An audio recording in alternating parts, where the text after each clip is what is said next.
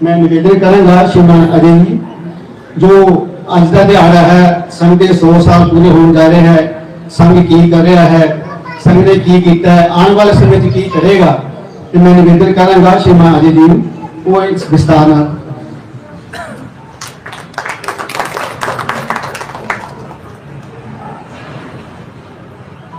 पूज्य महाराज नीलकंठ जी महाराज, पूज्य महंत जी, पूज्य स्वामी जी दे असम तो आए हैं, दतारपुर तो साडे जो पत्रकार भी ने ते अन्य भक्तजन पहले तो सारिਆਂ ਨੂੰ शिवरात्रि की हार्दिक शुभकामनाएं। तो आज दो मौके हैं, एक तो सभी का मन तो यही है कि पूज्य महाराज जी की वाणी को सुना जाए, तो जो थोड़ा सा समय हमें पूज्य महंत जी ने दिया है उसमें हम जानेंगे कि सनातन की जो परिकल्पना है, देश में जो मौजूदा स्थिति है हिंदू की आगे क्या होगी और उसमें संघ की क्या भूमिका होगी, जिसको आरएसएस भी लोग कहते हैं, कुछ लोग आरएसएस कहते हैं, कोई राष्ट्रीय स्वयंसेवक संघ कहता है। तो हमने देखा जो भारत जो दुनिया का विश्व गुरु था, दुनिया के 4 सबसे बड़े विश्वविद्यालय नालंदा, तक्षशिला, विक्रमशिला, उज्जैन वो भारत में थे। विक्रमशिला में स्टडी ऑफ एस्ट्रोनॉमी होती थी and in Nalanda more than 10,000 student जो कि पढ़ने के लिए आते थे।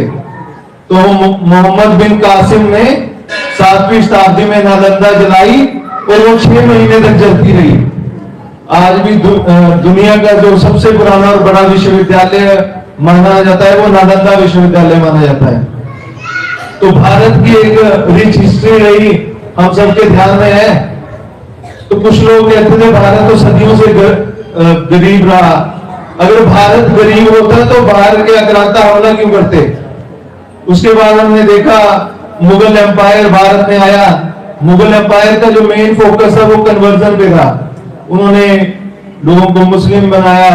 आज भी हम देखते हैं जो पाकिस्तान में जितने भी हिंदू हैं उसमें 90% वो जो मुस्लिम है वो हिंदू ही थे। किसी का सरनेम बाजवा है, कोई राणा है, कोई चौधरी है, तो एक मास कन्वर्जन हुई। उसके बाद हमने देखा 16वीं शताब्दी में British East India Company Bharat आई और भारत को लूट के लेके गए। आज भी कुछ लोग कहते हैं ये अंग्रेज ना आते तो यहाँ कुछ भी ना होता। जब वो शिमला की ट्रेन देखते हैं, जो टॉय ट्रेन चलती है कालका टू शिमला, बोलते हैं तो अंग्रेज ही बना गए, हमारे लोगों से कुछ होना ही नहीं था। तो एक हिस्टोरियन लिखता है कि 16वीं शताब्दी तक टिल 16th सेंचुरी जो भारत का जो योगदान था वर्ल्ड जीडीपी में दैट इज 24%। जो एक एंग्ले मेडिसिन नाम का एक व्यक्ति, हम गूगल में भी देख सकते हैं, सन 2000 में किताब लिखता है कि भारत का योगदान 24% था and when British leave India in 1947 that remain 2%। जब अंग्रेज भारत को छोड़ के गए वो 2% रह गया। इतना लूटा तो कोहिनूर का हीरा भी ले गए। तो उसके बाद हमने देखा 1857 की क्रांति हुई भारत में। तो किताबों में तो यही पढ़ाया गया कि बड़ी छोटा वो विद्रोह था, वो सुअर के कारतूस मुसलमानों को चलाना नहीं चाहते थे और हिंदू गाय के मांस से बने हुए कारतूस नहीं चलाना चाहते थे। तो 1857 की क्रांति हुई। तो हमने एक व्यक्ति का नाम सुना, वीर सावरकर। वीर सावरकर वो चित पावन ब्राह्मण जिसने महाराष्ट्र के रत्नागिरी में एक पतित पावन मंदिर बनाया, जिसमें हिंदुओं की सभी जातियों को आने की अनुमति थी है और वहां पर सभी का यज्ञ पवित्र करवाया। और वीर सावरकर ने किताब लिखी first battle of India independence that is 1857 कि भारत की स्वतंत्रता संग्राम का पहला जो युद्ध था वो 1857 की क्रांति थी और उसमें 4 लाख से ज्यादा लोग मारे गए। तो फिर हमने देखा कि जो अंग्रेजों का कारवां देश में बढ़ा, तब लोग कहते रहे हमें हिंदू गधा कह दो पर हिंदू मत कहो। तो जिन्होंने संघ शुरू किया डॉक्टर हेडगेवार, तो वो भी कांग्रेस में थे, सभी कांग्रेस में थे। कांग्रेस में रह के सभी ने आजादी का आंदोलन लड़ा और 1947 में देश को आजादी मिली। कुछ लोग तो कहते थे वो बंटवारा था, आजादी थी। आने वाले समय में कुछ और भी बातें हमारे सामने आएंगी, धीरे धीरे सोशल मीडिया के माध्यम से आ रही हैं। तो डॉक्टर हेडगेवार तब लोग कहते थे कि कौन गधा कहता है भारत एक हिंदू राष्ट्र है। तो डॉक्टर हेडगेवार ने 1923 में कहा, मैं डॉक्टर केशव राम बलिराम हेडगेवार कहता हूं, भारत एक हिंदू राष्ट्र है और एक ऐसा संगठन बनाऊंगा जिसके माध्यम से हिंदू समाज का संगठन करूंगा। तो जब 1925 में आरएसएस शुरू हुआ तब लोग कहते थे कि 5 हिंदू तभी इकट्ठे चलते हैं जब एक कंधे पे होता है, 4 उसको लेके जा रहे होते हैं। आज भी देश के कुछ हिस्सों में ऐसी स्थिति है। तो इन परिस्थितियों में आरएसएस शुरू हुआ। 1925 में पहली शाखा नागपुर के पास एक मोहिते के बाड़ा नामक स्थान पे लगी। वो धीरे धीरे संघ का काम भारत में बढ़ता गया। फिर हमने देखा 1947 में कुछ लोग पूछते हैं कि आरएसएस का योगदान क्या है देश की आजादी में। तो अंग्रेजों की 1934 की जो एक रिपोर्ट है इंडियन आर्काइव दिल्ली में रखी हुई कि मध्य भारत में एक हिंदू एक्सट्रीमिस्ट ऑर्गेनाइजेशन का प्रभाव बढ़ रहा है, दैट इज आरएसएस। तो अंग्रेजों ने 1934 में आरएसएस के ऊपर बैन लगाया। फिर संघ के स्वयंसेवकों ने 1947 में हिंदू और सिखों को जो पंजाब, जो आज का पाकिस्तान है, जो पूर्वी जिसको पंजाब, कोई चढ़दा पंजाब कहता है, लहंदा पंजाब, वहां से हिंदू और सिखों को लेके आए, पंजाब लीग कमेटी के तले काम किया।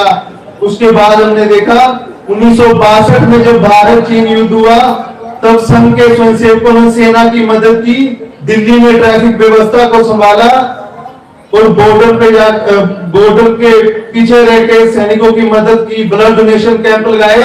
तो पंडित नेहरू जो कहते थे कि संघ का जो झंडा हम लगाते हैं सुबह शाखा में, कहते हैं इसको 1 इंच जमीन नहीं दूंगा, इसको धरती में गाड़ दूंगा 8 फुट। तो वही पंडित नेहरू जब उन्होंने देखा 1962 में संघ के स्वयंसेवकों का योगदान, तो उन्होंने 1963 की जो गणतंत्र दिवस की परेड थी उसमें आरएसएस को बुलाया और भारत का एकमात्र संगठन जिसके 3000 स्वयंसेवकों ने राजपथ के ऊपर परेड की। उसके बाद हमने देखा 1975 में इमरजेंसी लगी, इंदिरा गांधी जी ने लगाई, तो उसको भी हटाने में संघ के स्वयंसेवकों ने योगदान दिया। फिर 1992 में जब बाबरी मस्जिद गिराई गई तो कुछ लोग, तो आज से हम 6 साल पीछे जाएंगे, लोग उसको मस्जिद भी नहीं कहते थे, वो मस्जिद कहते थे, उसको दीवाली ढांचा नहीं कहते थे, कि वो मस्जिद कहना भी पसंद नहीं करते। कोई सेकुलर भारत में ऐसी ताकतें नहीं। तो मीर बाकी ने जो बाबरनामा लिखा तो उसमें लिखा कि बाबर ने मस्जिद बनाई और मंदिर को तोड़ा। तो कुछ लोगों को लगता था ये राम मंदिर नहीं बनेगा। आरएसएस वाले वैसे नारे लगाते, लोगों को भड़का रहे हैं, लोगों के सेंटीमेंट को। तो हम तो शाखा में कहते भी थे 6 दिसंबर का वो झटका 1992 को मस्जिद टूटी जैसे मटका। और हमारे स्वयंसेवक जय घोष गाते थे, राम लला हम आएंगे, मंदिर वहीं बनाएंगे। और हमने देखा 22 जनवरी 2022 को यहाँ भी कलश यात्रा आई और वो राम मंदिर बना, जो संघ ने 1957 में अपनी प्रतिनिधि सभा की बैठक में तय किया। वो सपना पूरा हुआ। इस संघ के स्वयंसेवकों ने तय किया कि ये धारा 370 तोड़ेंगे। तो आर्टिकल 370 के बारे में हम जानते हैं, कश्मीर में 2 झंडे होते थे, एक तो कश्मीर का, एक इंडिया का। पर जब 2019 को 5 अगस्त को इसका जब ये हटी तब एक तिरंगा हुआ। तो वो जो जब उनका जो चीफ मिनिस्टर थी महबूबा मुफ्ती कहती थी यहाँ तो कोई तिरंगा उठाने वाला नहीं मिलेगा। तो आज हम देख रहे हैं जो लाल चौक है वहां भी तिरंगा लहरा रहा है। तो संघ ने जो भी तय किया वो हो रहा है और आज हम देख रहे हैं हिंदू जाग रहा है। कुछ लोग केवल नकारात्मक, कुछ लोगों की आदत होती है बोलना, परंतु आज जिस गति से हिंदू जाग रहा है, बाबा बागेश्वर यात्राएं निकाल रहे हैं, हमारे सारे संत जन आह्वान कर रहे हैं। तो राष्ट्रीय स्वयंसेवक संघ भी आने वाले 25 सालों में जिन 5 विषयों पर काम करेगा उसमें जो पहला विषय है वो है सामाजिक समरसता।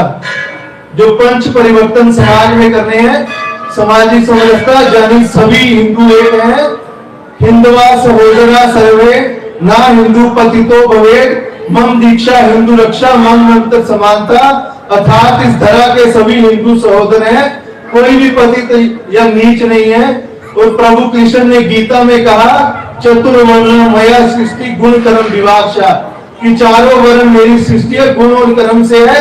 आज जो सेना में वो क्षत्रिय है, आज जो पढ़ा रहा है वो पंडित है, वो किसी भी जाति का है, तो इसके लिए संघ आने वाले समय में काम करे। और हम सब भी आज इस हिस्से में तो ऐसा इतना कोई जातिवाद का है नहीं।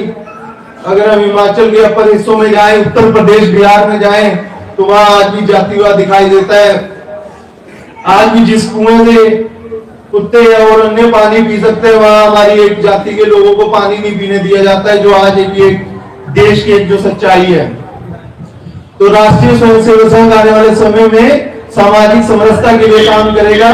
और दूसरा जो विषय परिवार प्रबोधन का, कि परिवार एक रहे, हम देख रहे हैं परिवार टूट रहे हैं, न्यूक्लियर फैमिली बढ़ती जा रही है। तो 1987 में जो ब्रिटेन की जो पीएम थी थेरेसा मे, वो भारतवंशियों के कार्यक्रम में गई। वो कहती भारत की सबसे बड़ी देन दुनिया को ये ज्वाइंट फैमिली है, जो पारिवारिक कल्चर है। फॉरेन में तो है नहीं, वो जो 18 साल का होता है वो अलग हो जाता है, माता पिता सारे ओल्ड एज होम में है। हमारे देश में भी कई जगह खुल गए हैं। तो परिवार एकजुट रहे, हफ्ते में एक दिन हम जो भोजन इकट्ठे करें। आज भोजन सारे अलग अलग कमरों में कर रहे हैं, फोन चला के, बच्चों तो फोन के बिना भोजन भी नहीं करते हैं। हम हफ्ते में 2 दिन भजन इकट्ठा करें, साल में एक दिन जो कोई तीर्थ यात्रा पर जाएं। ऐसा जो आह्वान भजन भोजन भवन ये सारा भारत की संस्कृति के अकॉर्डिंग हो। और आज हम जब जन्मदिन मनाते हैं तो हम देखते हैं केक काटते हैं, तो जब केक काटते हैं तो मोमबत्ती बुझाते हैं, तो थूक भी बीच में जाता है जब फूंक मारते हैं। और हम तो वो लोग थे अस्तो माँ सदगम्य तमसो माँ ज्योतिर्गम्य मृत्यु माँ अमृतगम्य, मतलब हम तो अंधेरे से उजाले पर जाने की वाले लोग थे।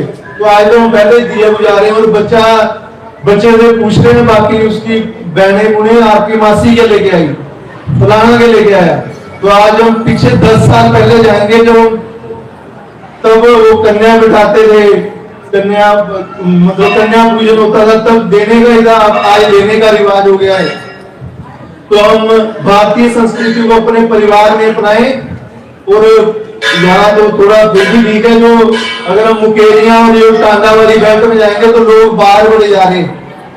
तो मैं और भूपेंद्र जी एक गाँव में गए, इधर ही आपके पहाड़ में। तो लड़की से पूछा क्या करते हो आप? बोलती मैंने एमएससी कर ली। तो इन्होंने पूछा अब क्या करोगी? बोलती हूँ तो बाहर जाना है। बोले क्यों? बोली ऐसे तो है ही नहीं कुछ। जिस देश में 25 साल रहे, जिस देश का खाया, वहां कुछ भी नहीं है। और जबकि यहाँ यूपी बिहार के लोग आ गए, वो भी काम कर ही गए यहाँ पे। तो फॉरेन का तो ये हुआ है कि भारत से अच्छे जो ब्रेन है, ब्रेन ड्रेन जो हो रहा है, उनको अपने देश में बुलाया जाए। तो उसके बारे में 1983 का एक यूएसए का न्यूज जर्नल लिखता है अपने अखबार में, we import car from Japan, हम जापान से कार लेते हैं, टेलीविजन फ्रॉम कोरिया, कोरिया से टेलीविजन लेते हैं, एंड विस्की फ्रॉम स्कॉटलैंड, और स्कॉटलैंड से विस्की लेते हैं, and what we can import from India, some brainy people that pass from Indian IIT. Bharat से किन लोगों को याद करते हैं जो इंडियन आईआईटी से बच्चे पढ़े हैं। आज तो सभी को लेके जा रहे हैं, उनको लेबर भी चाहिए। तो हमारे बच्चों की तुलना किसके साथ कर रहे हैं? वो विस्की ऑफ स्कॉटलैंड। उनके लिए तो हम लोग वर्क फोर्स है, लेबर है। तो हम अपने बच्चों को यहाँ रोकने का प्रयास करें। नहीं तो हाजीपुर का एक मोहल्ला है, वहां हमारा एक कार्यकर्ता रहता है, तो वहां कोई सब्जी लाने के लिए भी नहीं है। तो एक ही यंग बंदा बचा है, 4-5 परिवार उसी को कहते हैं हमारा आटा भी ले आइयो, हमारी सब्जी भी ले आइयो। जो ये हालात है।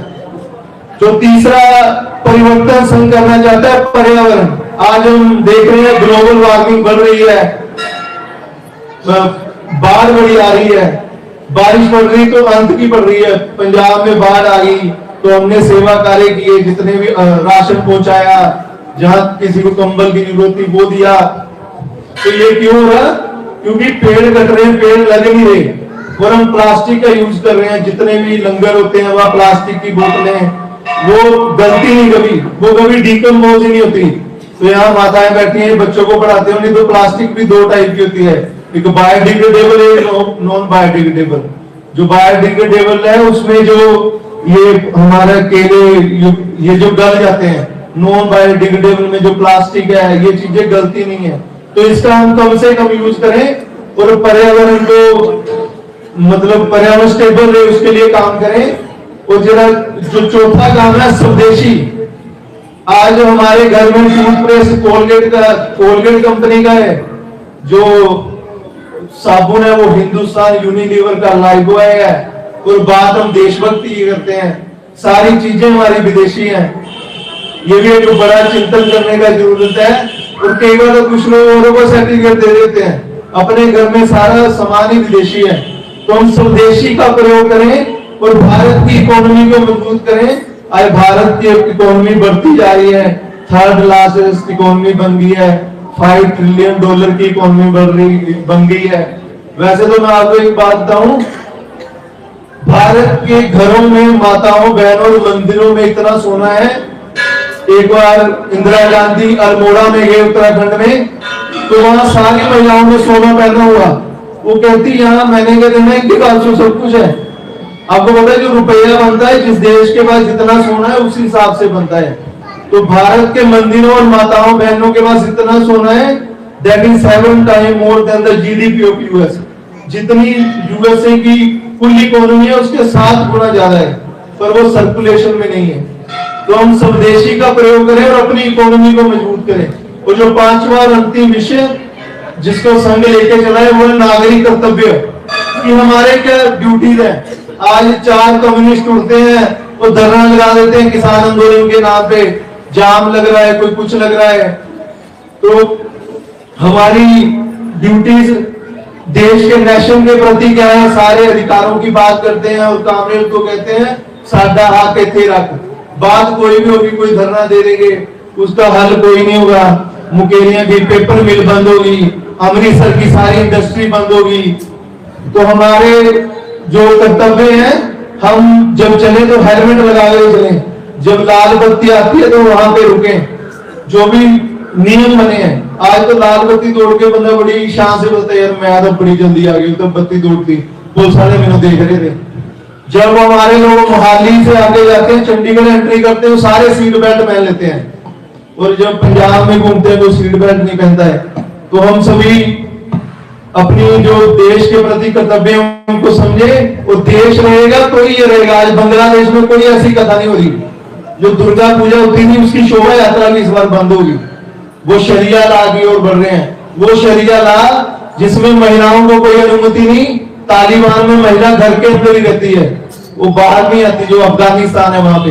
तो ऐसा जो मुस्लिम राज है, जो कुछ लोग इस देश को गजवा हिंद करना चाहते हैं, फिर आज वो भी डरे हुए अंदर खाने, क्योंकि कुछ मुसलमान भी घर वापसी की तैयारी कर रहे हैं। क्योंकि मुसलमान भी तो हिंदुओं के बड़े हैं, और यूपी में तो कुछ कई लाखों अंदर खाते वापसी कर भी चुके हैं। तो हम सभी इन विषयों पर अपना समाज में सभी को जागरूक करें और इन 5 विषयों को अपनाएं। और एक अंतिम विषय जो है उसके बाद अपनी वाणी को विराम दूंगा, जो एक चला हुआ लव जिहाद। आज एक लव जिहाद चला हुआ, जो फेरी वाले इधर आ रहे हैं, अपना नाम बदल के लड़कियों को फंसा रहे हैं, बाद में पता लग रहा है तो मुस्लिम था। हमने सुना ना टीवी में भी। तो हम सभी जागरूक रहें और इन 5 परिवर्तनों को अपनी जीवन में अपनाएं। इन्हीं के साथ मैं अपनी वाणी को विराम देता हूं। तो सभी जय घोष गाएंगे, हर हर महादेव, हर हर महादेव, भारत माता की, भारत माता की, वंदे